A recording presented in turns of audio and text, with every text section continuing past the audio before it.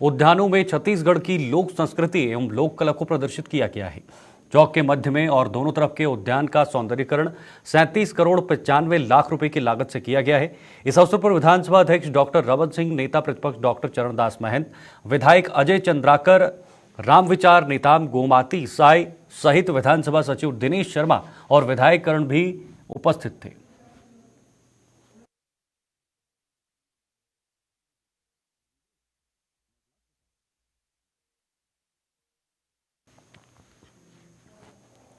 आगे बढ़ते हैं। मुंगेली जिले के कलेक्टर ने लोरमी विकासखंड के ग्राम घानाघाट में विकसित भारत संकल्प यात्रा के तहत आयोजित संकल्प शिविर का अवलोकन किया है।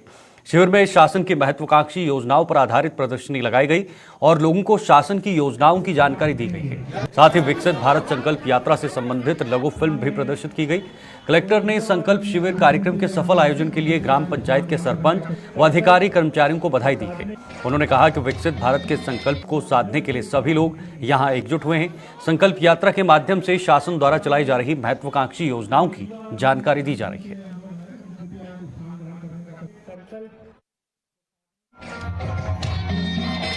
जब से उठा फेंकेंगे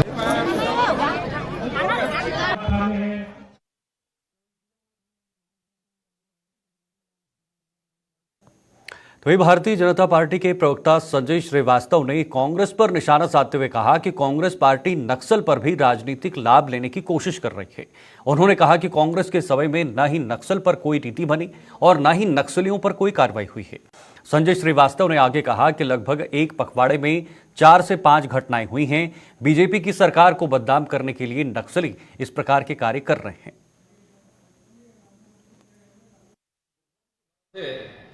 कि कांग्रेस पार्टी नक्सल पर भी राजनीतिक लाभ लेने की कोशिश कर रही है।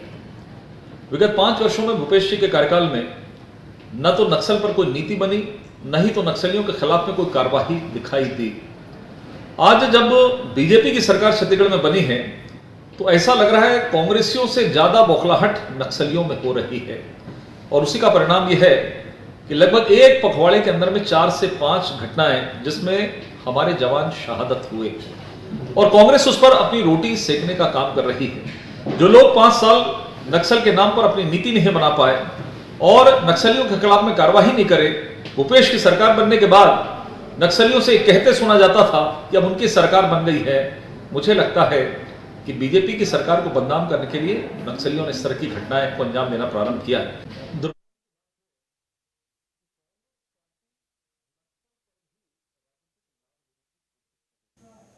इधर रायगढ़ जिले के सबसे बड़े उद्योग समूह जिंदल में हजारों ठेका कर्मियों के हड़ताल के बाद स्थिति बहुत गंभीर हो चुकी है।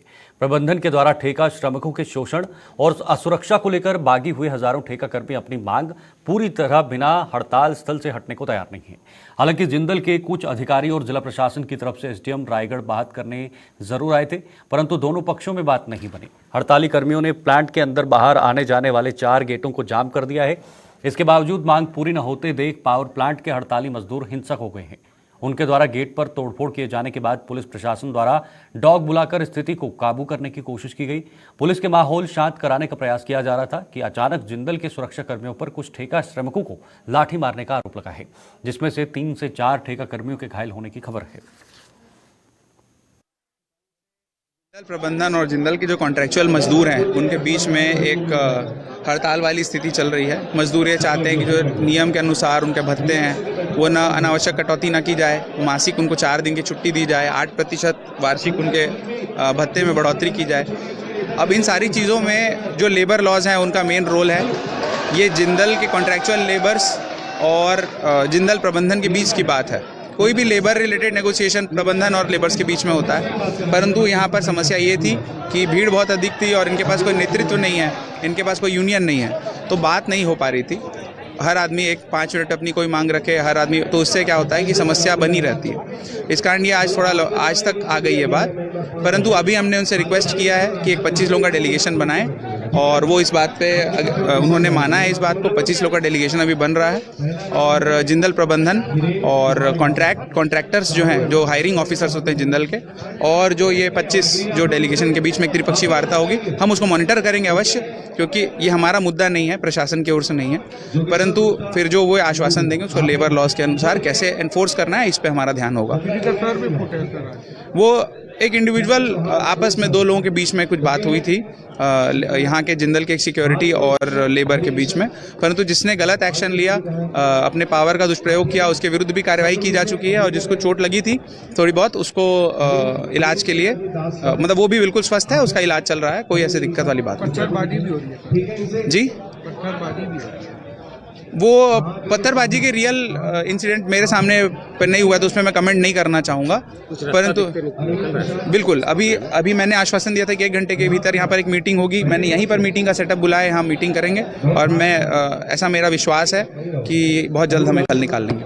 नीरज आईडी पर पुरानी मांग, ये कोई नीरज आईडी पर इतने साल के मेरे कैरियर में ये पहली बार ये इन्होंने ऐसा किया है, और ये जो मामला है ये केवल ठेकेदार और उनके श्रमिकों के बीच में है। जहाँ तक जिंदल प्रबंधन की बात है, हम जितना भी कानूनी या सरकार की तरफ से जो भी नियम कानून बनाए लेबर के लिए, उनकी पेमेंट के लिए, वो उन सारी चीज़ों को पूर्णतः पालन करते हैं। तो हमारी तरफ से इसमें कोई भी वो नहीं है कि हमने कोई नियम का उल्लंघन किया है या कोई उनको कम पैसा दिया है। तो जो भी विवाद है ये ठेकेदार और लेबर के बीच का है। क्या लगता है, लेबर अगर सामने होते ठेकेदार को ब्लैकलिस्टेड किया जाएगा या क्या कार्रवाई होगी आगे? देखिए वो हम ये तो आज सुबह हुआ है, अभी हम ठेकेदारों से बात करेंगे और इस मामले को हल करने का हमारा काम नहीं है। नियमों का उल्लंघन करना ठेकेदार का काम हो गया था, ये आरोप है। आप ठेकेदार से बात करेंगे, जो भी हम ठेकेदार से बात करेंगे, और जो भी हमसे हुआ है हमको जहाँ तक पता है कि किसी भी नियम का उल्लंघन नहीं किया। इधर राजनांदगांव जिले के डोंगरगढ़ में 2 वर्ष पूर्व हुए रमेश जनबंधु के हत्याकांड का पुलिस ने खुलासा कर दिया है। 2 वर्ष पूर्व में मृतक के बड़े भाई ने डोंगरगढ़ थाना में रमेश जनबंधु के गुम होने की रिपोर्ट दर्ज करवाई थी। इसके कुछ दिन बाद मृतक रमेश जनबंधु की अधजली सड़ी गली लाश राउरकलसा में डेम थाना बोरतलाव में मिली है, जिसके बाद लगातार बोरतलाव थाना के इस हत्याकांड की जांच की जा रही थी, जिसके पुलिस के सामने अहम तथ्य सामने आए और पुलिस द्वारा संदेह आरोपियों का ब्रेन मैपिंग टेस्ट करवाया गया, जिसके पश्चात आरोपियों को थाने बुलाकर कड़ाई से पूछताछ की गई, जिसके बाद चारों आरोपियों ने अपना गुनाह कबूल किया है। वहीं पुलिस ने बताया कि उधारी का पैसा और आपसी रंजिश के चलते यह हत्या की गई है। बोरतलाब थाना क्षेत्र का मामला है, जिसमें अज्ञात आरोपियों के द्वारा रमेश जनबंधु की हत्या करके राउरकसा के जंगलों में फेंक दिया गया था। प्राथमिक रिपोर्ट पर 2021 में थाना बोरतलाब में प्राथमिक रिपोर्ट पर अपराध दर्ज हुआ और विवेचना में लिया गया। विवेचना के दौरान संदिग्ध लोग से पूछताछ की गई और मामले के जो आरोपी हैं उनसे भी पूछताछ विवेचना के दौरान की गई और पूछताछ के दौरान उनके कथन में जो संदेह पैदा हुआ, तो आरोपी महेश सोनी और सूरज वर्मा का वैज्ञानिक पद्धति द्वारा बियोस टेस्ट कराया गया। बियोस टेस्ट एक ब्रेन मैपिंग टेस्ट होता है, जिसकी रिपोर्ट आने के पश्चात उन्हें पुनः समन करके थाना बुला करके फिर पूछताछ की गई और आरोपियों ने फिर अपना गुनाह कबूल किया और उनकी निशानदेही पर घटनास्थल से घटना में प्रयुक्त हथियार जब्त किए गए। आगे बढ़ते हैं। कोरिया जिले में ग्राम पसला के फ्री मैट्रिक बालक छात्रावास में 7वीं कक्षा के छात्र के साथ मारपीट को लेकर पूर्व सर्व आदिवासी समाज में मारपीट को लेकर रोष व्याप्त है। छात्र की पिटाई को लेकर सर्व आदिवासी समाज के नेताओं ने पुलिस से मिलकर मामले में उचित कार्रवाई की मांग की है। आरोप लग रहे हैं कि छात्रावास में प्यून द्वारा 7वीं कक्षा में पढ़ने वाले बालक जसवंत सिंह पिता मानसाई को सिर्फ अपनी मां की मृत्यु दिनांक नहीं बता पाने के कारण डंडों से पिटाई की गई, जिसके बाद सहायक आयुक्त आदिवासी विभाग ने प्यून को निलंबित कर दिया है और जांच शुरू कर दी है। वहीं मामले में सर्व आदिवासी समाज के विजय सिंह ठाकुर के नेतृत्व में काफी संख्या में लोग कलेक्टर कार्यालय पहुंचे और उन्होंने अपर कलेक्टर नीलम टोपो को ज्ञापन सौंपा है। ज्ञापन में उन्होंने बताया है कि इस तरह की घटना छात्रावासों की सुरक्षा व्यवस्था की पोल खोलती है। छात्रावास में पसला में ये घटना हुई है और ये घटना काफी निंदनीय है और इस घटना के एवज में कार्रवाई जारी है और हमने जो भित्य है जिसका नाम है संजय तिवारी उसको निलंबित कर दिया है। इधर रायगढ़ जिले के तमनार क्षेत्र के लोग जहां एक तरफ स्थानीय स्तर पर रेल कॉरिडोर का विरोध कर रहे हैं, वहीं ग्रामीणों का एक प्रतिनिधि मंडल बीते दिन दावा आपत्ति करने कलेक्ट्रेट पहुंचा। ध्यान देने योग्य बात यह है कि रायगढ़ जिले के तमनार क्षेत्र में चितवाही गारे पेलमा रेल कॉरिडोर अंतर्गत भू अर्जन प्रस्तावित है। प्रभावित क्षेत्र के निवासी प्रभावित भूमि और संपत्ति के मुआवजा की गणना को लेकर अच्छे खासे नाराज है। इसी कड़ी में बीते दिन रेल कॉरिडोर के अंदर आने वाले करीब 12 गांव के प्रभावित ग्रामीण मुआवजा गणना पर दावा आपत्ति करने कलेक्ट्रेट पहुंचे। प्रभावित ग्रामीणों का सीधा आरोप है कि प्रभावित भूमि और संपत्ति के मुआवजा की गणना 2015 के एसओआर रेट पर की गई है।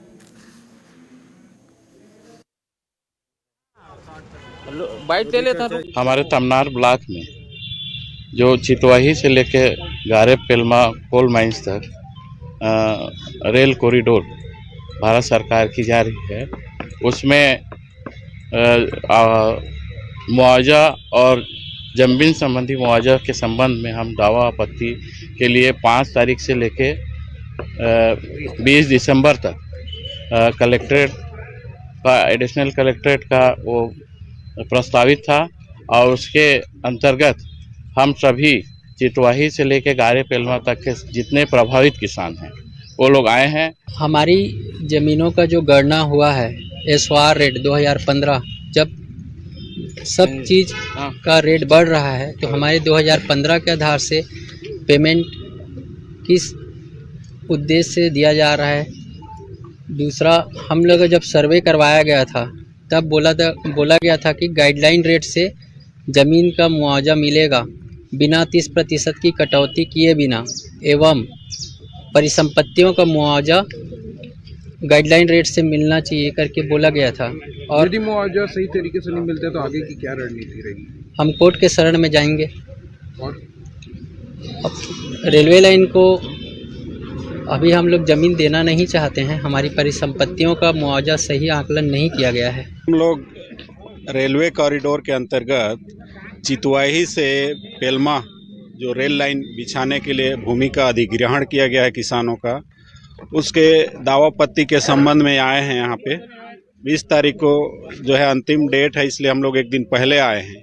इसमें शासन ने जो जमीन का या परिसंपत्तियों का मूल्यांकन किया है, निर्धारण किया है, वो बहुत ही निम्न रेट में किया गया है। वो भी 2014-15 का एसओआर रेट उन लोग का दिखाया गया है, जो कि आज 22-23 में 15 का रेट में वैल्यूएशन बहुत कम हुआ है और ज़मीन का 30% जो है बाजार भाव गिरा के उसका वैल्यूएशन किया गया है। छत्तीसगढ़ के इस खास बुलेटिन में फिलहाल के लिए इतना ही। दीजिए इजाजत, नमस्कार।